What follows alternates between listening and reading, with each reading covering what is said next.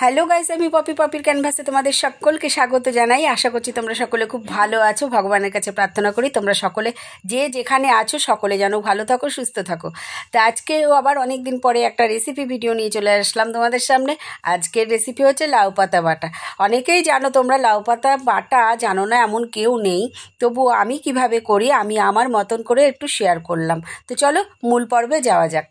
Good morning, আমি পপির ক্যানভাসে তোমাদের সকলকে স্বাগত জানাই। আশা করছি সকলে খুব ভালো আছো। নতুন একটা দিনে নতুন একটা ভিডিও নিয়ে তোমাদের সামনে হাজির হয়ে গেছে তোমাদের পপি। তো যথারীতি প্রত্যেক দিনের ন্যায় আমার সকাল রুটি দিয়েই শুরু করলাম তোমাদের সামনে ভিডিওটা। দেখতে থাকো, খুব ভালো লাগবে ভিডিওটা আশা করি। আর এখন এই মুহূর্তে যে যারা আমার সঙ্গে রয়েছে এই ভিডিওটা দেখছো তাদেরকে অসংখ্য ধন্যবাদ, অনেক অনেক ভালোবাসা। তো দেখো রুটি হয়ে গেল। রুটি করতে করতেই দাসবাবু এখানে নিয়ে চলে এসেছে লাউ শাক। বেশ কচি এবং টাটকা গাছ থেকে কেটে দিয়েছে, ভীষণই ভালো লাগছে দেখে। তো যখনই দেখলাম তখনই মনে হলো যে একটু পাতা বাটা করি, কারণ এই লাউ শাকের পাতা বাটা আমাদের বাড়িতে সকলে খুব ভালোবাসে।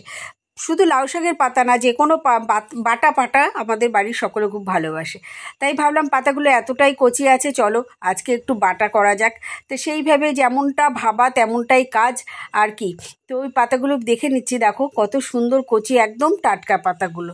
রুটি তরকারি করে নিয়েছি, দাসবাবু খেয়ে নিয়েছে, সোনাইও খেয়ে নিয়েছে। সোনাই বেরিয়ে বলছি, দাসবাবু বেরিয়ে গেছে, সোনাই খেয়ে নিয়েছে। হ্যাঁ, কথা বলতে বলতে একটু লাইন হারা হয়ে যায়। যাই হোক, বসে পড়েছি লাউ শাক নিয়ে কাটতে। পাতাগুলো দেখে মনে হচ্ছে কতক্ষণে কাটবো কতক্ষণে করবো, এরকম একটা। আমি কিন্তু অতটা ভালোবাসি না, বাট আমার কোনো জিনিস ভালো দেখলে না তার প্রতি এমনটাই হয়। আমি যে খুব ভালোবাসি তা না। তো যাই হোক, দেখো কাটতে আবার যাই হোক করছি বারবার। তো কেটে ধুয়ে পরিষ্কার করে নিয়ে আমি কড়াইতে কিন্তু শাকগুলো দিয়ে দিয়েছি। খুব একটা কুচিয়ে কাটতে হবে না, এরকমভাবে একটু আদা ছেঁড়া করে নিলেই হবে। ব্যাস, শুকনো কড়াইতে লাউ পাতা দিলাম, সামান্য একটু জল দেবো, বেশি না, সামান্য একটু জল। না দিলেও হয়, বাট একটু জল দিলাম আমি। আর নুনটা খুব ভেবেচিন্তে দিতে হবে, কারণ পাতাটা মজে কমে যাবে। তো সেই আন্দাজ করে নুনটা দিতে হবে। নুনটা আমি দিলাম, দিয়ে আমি এবার ঢেকে দেবো। কারণ এবার দেখো একটা কথা বলি, আমি আমার মতন করে করছি। এই লাউ পাতা বাটা অনেকে অনেক রকমভাবে করে, আর শুধু লাউ পাতা বাটা না, এক একজনের এক এক রকমভাবে রান্নার ধরন, সবার তো একই রকম হয় না। আমি যেভাবে করি সেইভাবেই আমি তোমাদেরকে দেখাচ্ছি। তো দেখো ঢাকা দিয়ে দিলাম, দিয়ে কিছুক্ষণ পরে আমি ঢাকা খুলে দেখছি যে ঠিক এই রকম হয়ে রয়েছে। এটাকে আবার একটু উল্টে দেব। এমন কিছু ঝামেলার কোনো কিছু না, খুব নির্ঝঞ্ঝাট রান্না একটা রেসিপি। তবে এটা গরম ভাত, ধোয়া ওঠা ভাতের সঙ্গে যদি এমন লাউ পাতা থাকে তাহলে মাছ মাংস কেউ খেতে চাইবে না, এত টেস্টি হয় খেতে, খুব ভালো লাগে। বললাম না আমি লাউ পাতা ভালোবাসি না, তবে বাটা মানে অসাধারণ যাকে বলে, ভীষণই ভালো লাগে খেতে। এই দেখো সামান্য একটু জল বেরিয়েছে, আমি এটাকে ফুটতে দেবো একটু, জলটাকে টানানোর জন্য। জলটা যখন একটুখানি টেনে, আর ঢাকা দেবো না, একটু টেনে আসবে। আর লঙ্কা দিলাম, তোমাদের আন্দাজ মতন ঝাল যে যেরকম খাও সেইভাবে দেবে। আমরা খুব কম ঝাল খাই, যার জন্য লঙ্কাও খুব কম দিলাম। কাঁচা লঙ্কা দিয়েছি আর শুকনো লঙ্কা দেবো একটু ফোড়নে। এই হচ্ছে ব্যাপার। নুন মানে ঝালটা নিজস্ব ব্যাপার। তবে হ্যাঁ, এই সব জিনিস একটু ঝাল ঝাল না হলে ভালো লাগে না খেতে। হয়ে গেছে, আমি নামিয়ে রেখেছি। এবার এটাকে ঠান্ডা করতে দিয়ে মিক্সি করব। আর দেখো রসুন, কালো জিরে, শুকনো লঙ্কা, জাস্ট এইটুকুই। তো ওটা ঠান্ডা হয়ে গেছে, মিক্সির বাটিতে নিয়ে নিয়েছি, মিক্সি করা হয়ে গেছে। কালারটা দেখো বন্ধুরা কি দারুণ এসছে না, দেখো পেস্টটা খুব সুন্দর হয়েছে।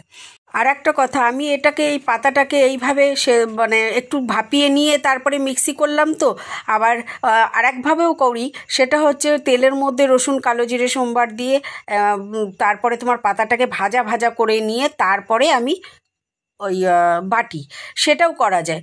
তো আমি এইভাবেই করে থাকি বেশি। কড়াইয়ে সর্ষের তেল দিয়ে নিলাম।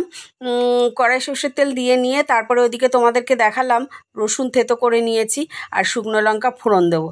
ফোড়ন তো দেবো, কড়াইয়ে তেল দিয়েছি, গ্যাস জ্বলছে, কিন্তু কিছুক্ষণের মধ্যে আবার ভুলে গেছি যে আমার গ্যাস জ্বলছে, কড়াইয়ে তেল দেওয়া রয়েছে। যেটা হয় আর কি, এই জিনিসটা আমার না খুব হচ্ছে, এখন কাজ করতে করতে ভুলে যাচ্ছি, মাথার মধ্যে কিছু রাখতে পারছি না, জানি না কেন এটা হচ্ছে। যাই হোক, এটা হতো না। দিদি এসছে জামা কাপড় মেলতে আমাদের বাড়িতে, দিদির সঙ্গে একটু বদল বদল করতে গিয়ে এদিকে আর আমার মনেই নেই। এগুলো হচ্ছে অক্সিজেন নিচ্ছি, কাজ করছি। তেলটা দেখে হয়তো যারা রেগুলার রান্না করো তারা বুঝতে পারবে তেলটা কতটা গরম হয়ে গেছিলো। যাই হোক, শুকনো লঙ্কা দিয়ে দিলাম কালো জিরে। সেই রান্নার ইয়েটা একটা মানে ব্রেক হয়ে গেল, কিছু করার নেই। দিয়ে দিলাম রসুন। এবার এই রসুনের কাঁচা গন্ধটা যতক্ষণ না যায় ততক্ষণ একটু এটা নেড়ে নেব। নেড়ে নিয়ে নাড়তে থাকবো, নাড়তে নাড়তে যখন রসুনের কাঁচা গন্ধটা চলে যাবে তখন আমি এর মধ্যে সেই পাতাগুলো দিয়ে দেবো। পাতা বাটা যেটা করে রেখেছি আমি, যে পাশেই রয়েছে, মিক্সি করে রাখলাম না, এই যে সেই পাতা বাটাটা দেখো না, এটা দেখতে কত সুন্দর হয়েছে একদম।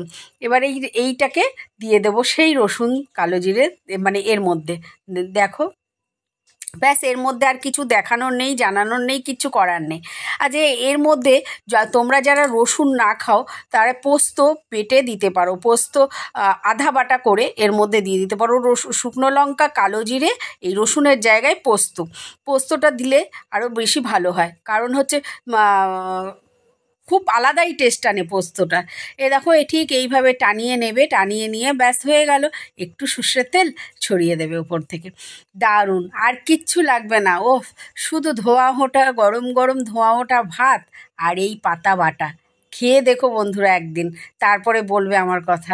তো চলো বন্ধুরা, ভিডিওটা এখানেই শেষ করলাম। তোমরা সকলে খুব ভালো থেকো, সুস্থ থেকো, দেখা হচ্ছে নতুন কোনো ভিডিওর সাথে।